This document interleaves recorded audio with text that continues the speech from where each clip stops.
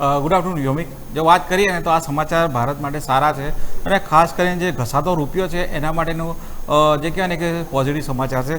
જો આપણે વાત કરીએ ને તો જે ફોરેન કરન્સી નોન રેસિડેન્શિયલ જે FCNRB તરીકે RBI આને લોન્ચ કરવામાં આવી હતી અને RBIનું જો જોવા જઈએ તો જે વિન્ડો હતી જે વિન્ડો એ સપ્ટેમ્બર મહિના સુધી ચાલુ હતી પણ કહેવાય ને કે 31 ઓગસ્ટે એને બંધ કરવાની ફરજ પડી કારણ કે જેટલો આશા હતી એના કરતાં ફ્લો વધી ગયો છે એ રીતની વાત કરો.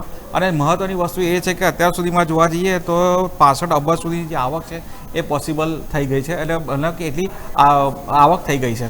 બીજું મહત્ત્વની વસ્તુ એ છે કે 31 ઓગસ્ટ સુધી જે NRI ડિપોઝિટ છે 80 અબજ સુધી પહોંચવાની પણ સંભાવના છે એટલે અત્યારે જે વિન્ડો છે એ 30 ઓગસ્ટ સુધી જે છે એ ખુલ્લી રાખવાની વાત કરવામાં આવી છે RBI દ્વારા. પણ મહત્ત્વની વસ્તુ હતી કે જે સપ્ટેમ્બર મહિનાની જે વિન્ડો હતી એ બંધ કરી અને એને વહેલી બંધ કરવામાં આવી છે.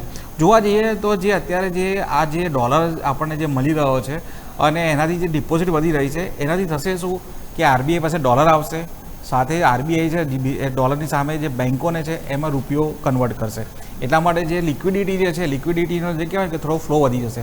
પણ મહત્ત્વની વસ્તુ અહીંયા એ ધ્યાન રાખવું છે કે અત્યારે જે વિન્ડો ઓપન હતી ત્યાં સુધી જે રૂપિયો જે છે એક સ્ટેબલ હતો.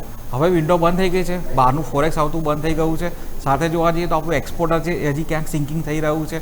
એક્સપોર્ટરે આપણું એક્સપોર્ટ લેવલે આપણે જે કહીએ ને એટલા હજી કેપેબલ છીએ નહીં. તો બની શકે છે કે જે બહારનો જે અત્યાર સુધી જે ડોલર હતો એ આવી ગયો, રૂપિયાને બચાવવાનું જે કામ હતું એ RBI કરી દીધું છે. પણ હવે પછી જોવાનું છે કે રૂપિયાની ચાલ શું રહેશે. મહત્ત્વની વસ્તુ અહીંયા છે કે ક્રૂડ જે છે એનો પણ જોવા જઈએ તો રેટ અત્યારે છે કે $90 થી $93 વચ્ચે ટ્રેડ કરી રહ્યો છે. સાથે જે ડોલર આવતો એ પણ બંધ થઈ ગયો એટલે બની શકે છે કે જે અત્યારે રૂપિયા ઉપર જે થોડું પ્રેશર જે છે એ ધીમે ધીમે ક્રિએટ થઈ શકે એવી રીતનું લાગી રહ્યું છે. પણ મહત્ત્વની વસ્તુ અહીંયા છે કે જેફરીઝના અંદાજા મુજબ જોવા જઈએ તો જે $100 અબજ સુધી પહોંચવાની શક્યતા છે. જેફરીઝ જે છે એ ઇન્ડિયન માર્કેટ માટે પોઝિટિવ થઈ રહ્યું છે. અને સાથે જોવા જઈએ ડિપોઝિટની જો વાત કરીએ તો ભારત ફોરેક્સને બહાર જે મજબૂત બનાવ્યા છે. અત્યારે જોવા જઈએ તો જે ડોલર બહારથી જે આવી રહ્યો છે એનાથી જે આપણી કરન્સીને જે કંઈક સપોર્ટ મળ્યો છે અને કહેવાય ને કે થોડીક સ્ટ્રેન્થન થઈ રહી છે. અને હિસાબે જોવા જઈએ તો જ્યારથી આ FCRની જે એની જાહેરાત થઈ છે RBIની એ પછી જ્યારે જોવા જઈએ તો રૂપિયો જે છે 95ની આસપાસ છે સ્ટેબલ થઈ ગયો છે.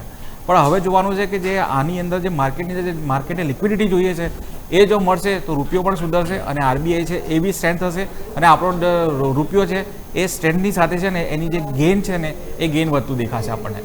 યોમિક. ઓકે, તો ઓવરઓલ આ વિગતવાર માહિતી છે કે જેને આપણે ધ્યાન પર જરૂરથી રાખવું જોઈએ. હાર્દિક ખૂબ ખૂબ આભાર આપનો માહિતી